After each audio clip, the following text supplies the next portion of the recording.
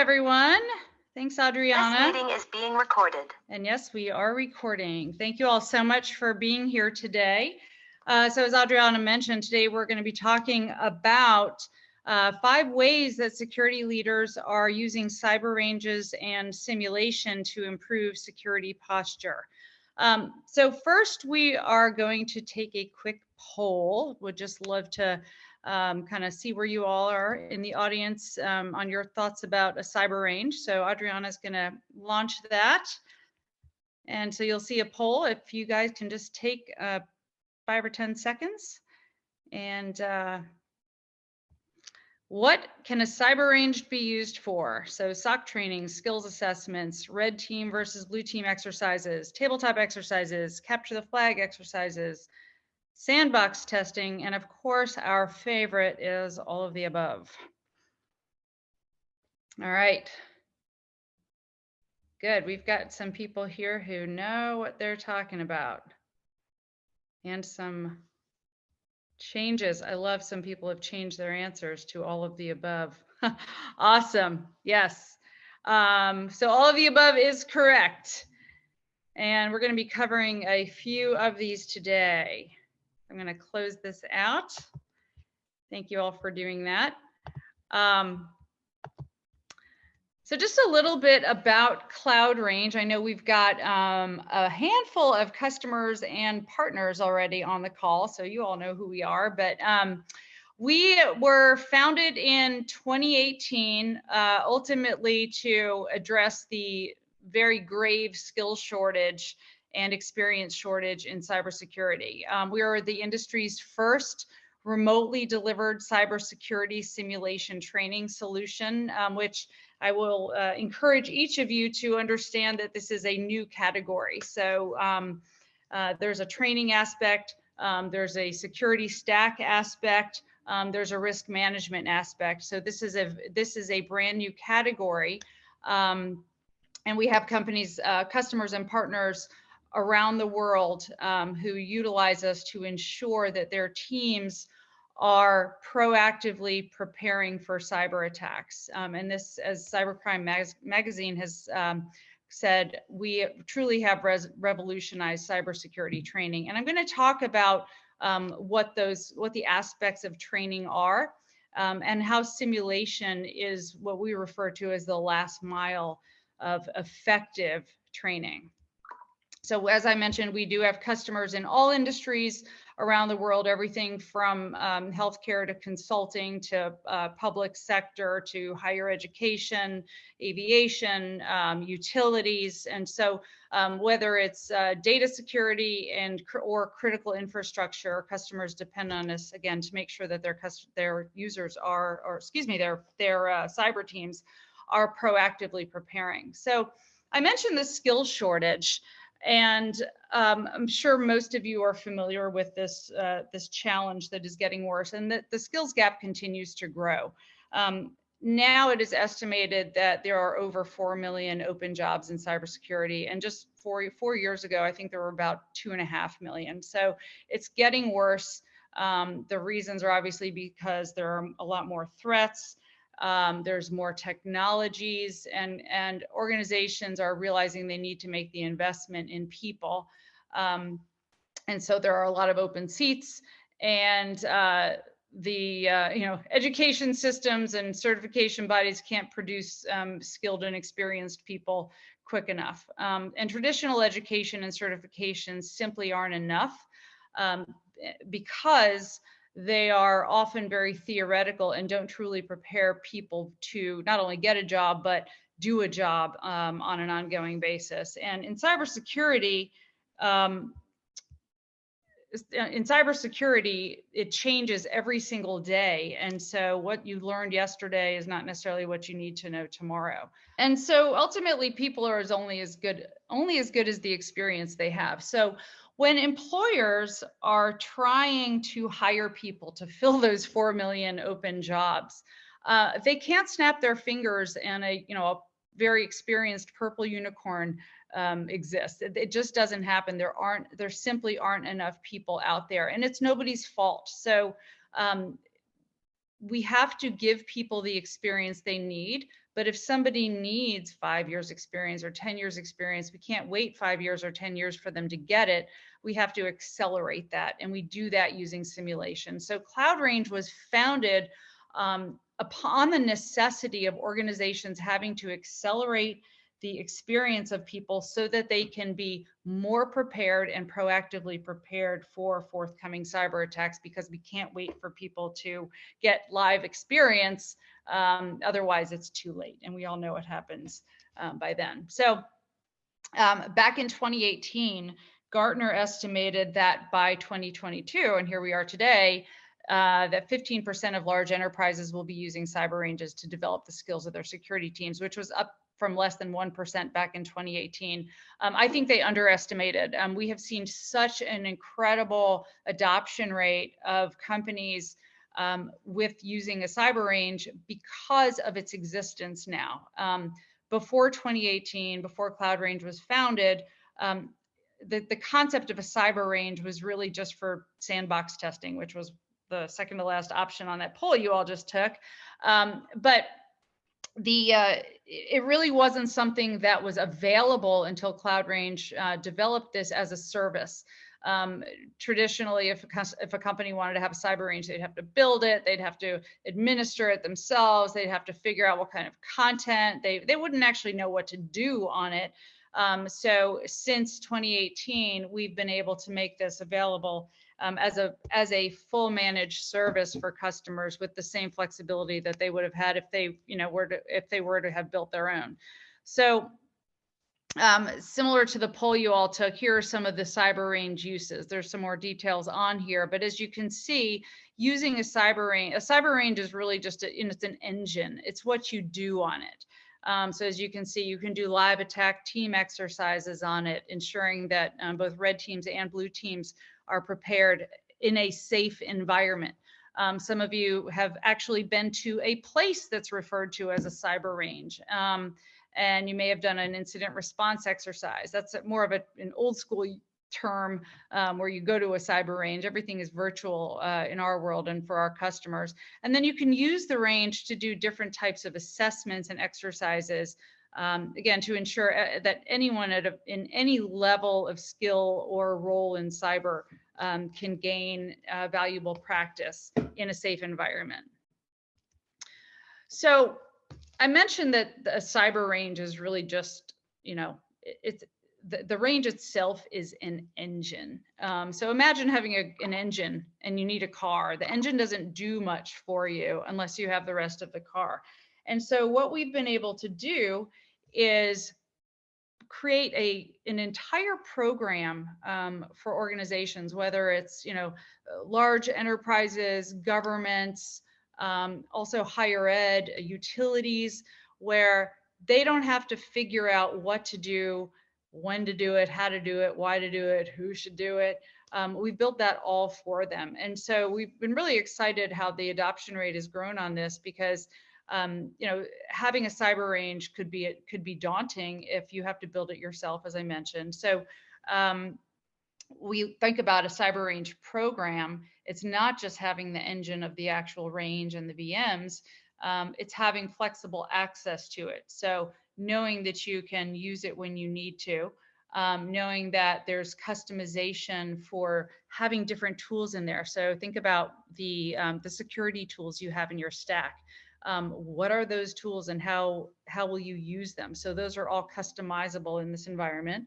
The content. So the content is going to be the different attack scenarios and exercises that people are doing in order to gain that experience. So whether it's an individual doing some exercises with a few VMs on a firewall, for example, or a full live fire exercise with a team, there has to be continued content development to continue to challenge people, but also that uses industry standard frameworks like the MITRE ATT&CK framework and the NICE framework to ensure that people have access to content that they need based on what's going on out in the wild.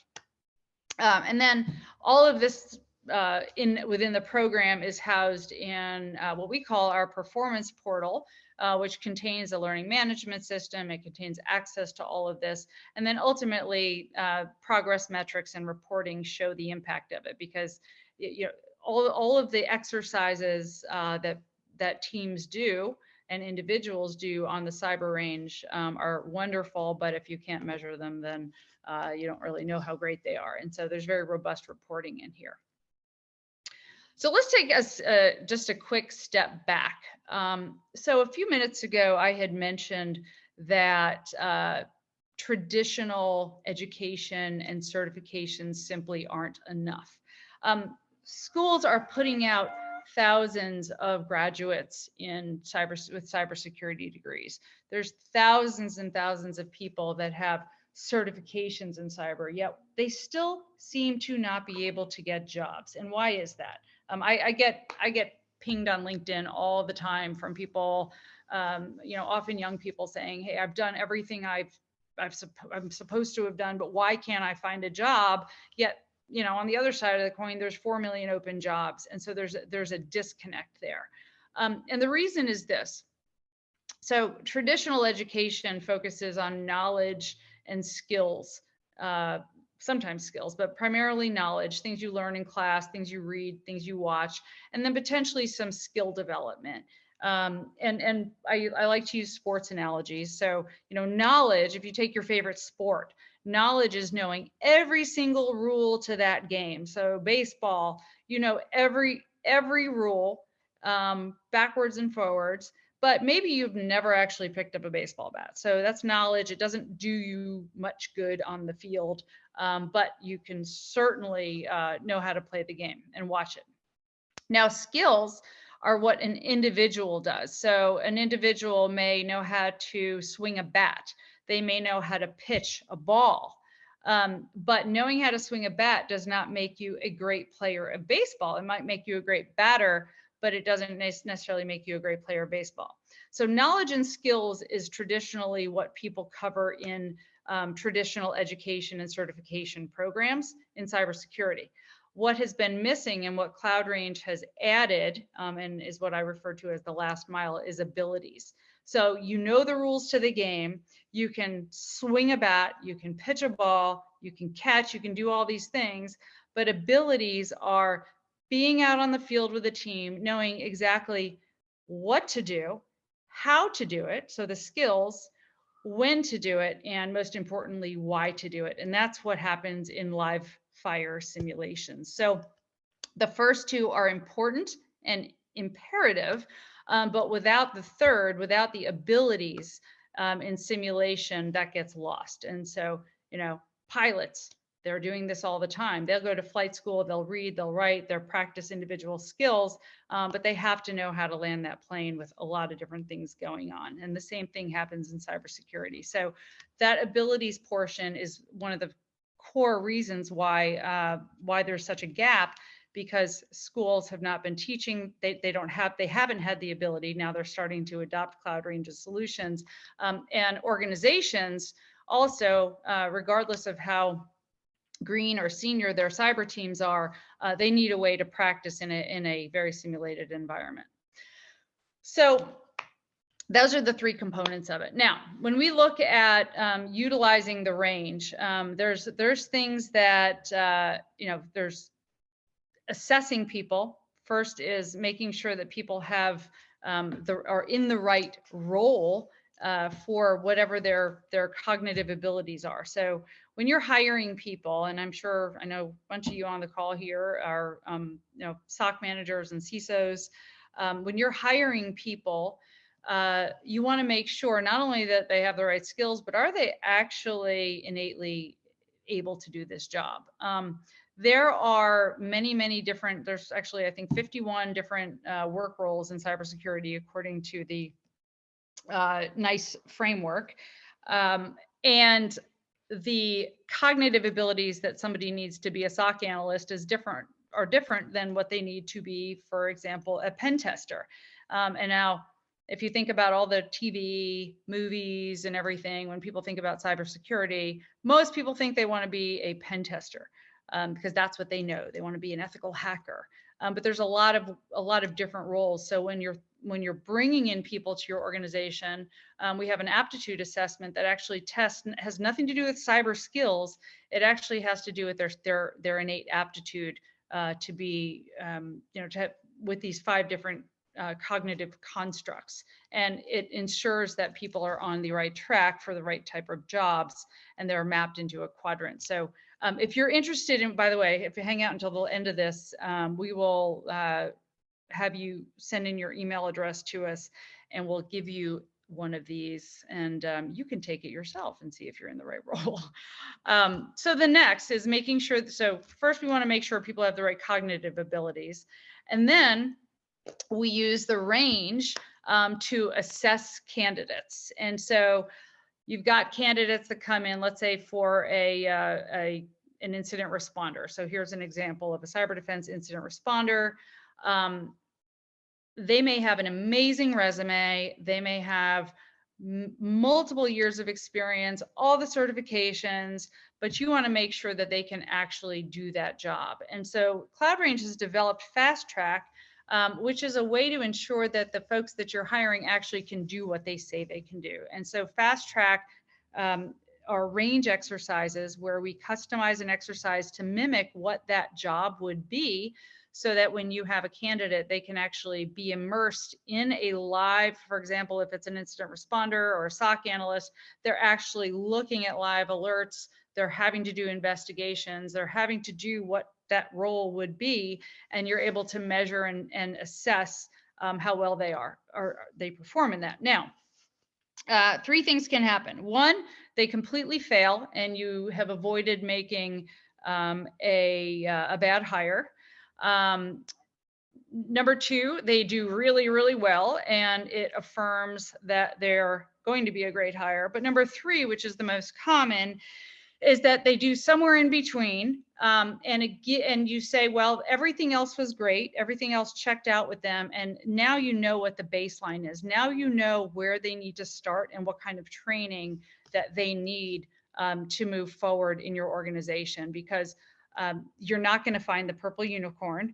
They, again, simply don't exist. And so by understanding what a candidate is able to do, it allows you to have a learning plan for them moving forward. And this has nothing to do with people being very green or not. They can have years of experience in cyber, but everyone comes with different skills and abilities, and you have to get a baseline for that moving forward. And so the next use of the range is what we call flex labs. So flex labs are individual skill development, where if somebody needs more skills in certain areas, you can see some different categories on the bottom right here. Those can be prescribed. So once they go through these, they're becoming more adept at different skills. That not only makes them better at the job that they're in, but allows them to start being prepared for different jobs within your company, because retention is just as much of a focus for this as hiring the right people, because hiring is really hard, but retaining people is even harder. So we have to focus on retention as well as hiring. So whether somebody's been with you for a year or 5 years, ensuring that they have a skill development plan is so important, because again, everything changes every day and people need to continue to be stimulated and have access to these different learning paths. So then when we go into the abilities portion, so we have knowledge, which is what you learn, and read, watch, learn. Abilities, or sorry, skills is the lab exercises. Abilities is where we're getting into the actual live simulation of teams. So we like to work a lot with SOC teams and IR teams. And in order for them to be truly prepared for an incident or preventing one, there are certain elements of simulation that we have to look at. And this is that the trifecta of people, process, and technology. And so when we simulate an attack happening, it's not just about the attack itself. We have to simulate how people perform together, because cybersecurity is a team sport. And so it's one thing to have certification and training on it as an individual, but being that people have to work together during an incident, it's important that they practice together too. So we use the term train like you fight. So you have to be organized similarly. What was interesting is that when COVID happened and people went home and were not next to each other in a room, they had to behave differently and learn to communicate differently. Next is processes. So what are your playbooks or what are your run books? We have to make sure that when we're going through an incident and simulation that we're following that. And finally, technology. Technology has to be representative of what is in your stack. And so there's different tools that are configured in the environments so that people are using similar or the same tools that they're using every day, but it's a completely contained environment. And it's completely customizable. So this is one of our cyber range environments. You can see that there's different segments in here. This one has a SOC segment, a SIM segment, a server segment, web segment, DMZ segment, and there's also an OT segment in here. So I know we've got some folks in the critical infrastructure world on the call here today. This is very important because the convergence of IT and OT is becoming more and more important as we look at some of the risks on critical infrastructure. So this is customizable. And your team can log into this environment and go through live team exercises, which are different attack scenarios. Here's some examples here. These are just a few of the ones, and we're releasing new ones all the time, but these are actual live attacks that are developed based on the MITRE ATT&CK framework. So people can train, be exposed to these so that the first time they see them is not when they actually happen. And ultimately, we have to be able to measure progress. So rather than people just going through a live simulation of something and then saying, okay, that was great, here's what I learned, we're actually able to report on how a team performed in terms of detection and response time, as well as how the individuals performed within it, and then prescribe additional learning and experiences for them moving forward so that they can continue to improve. So things to think about when you're implementing a cyber range program is who's going to use it, what are they going to do, how often are they going to do it, how will they access it, what are the objectives and metrics for success, and then how will it be planned and executed? Because obviously everyone is very busy, and so the last thing you need is to figure out all these. So this is what we do in our full service programs.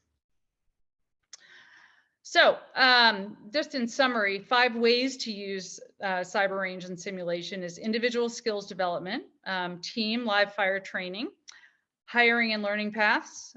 We also can do enhanced tabletop exercises to add to ones that you're already doing. And then finally, using it as a test and integration lab, which is really the, it's a nice to have, but really focusing on skill development, performance metrics is how most organizations are now utilizing a cyber range and cloud range to ensure that their people are proactively preparing for attacks. And ultimately, we are manufacturing experience, because you can't wait for it to happen in real life. Otherwise, it's much too late. So the end result is ultimately measurably improving performance on the team, and this translates into a direct reduction of risk in your organization. So I know I crammed a lot into the last 25 minutes.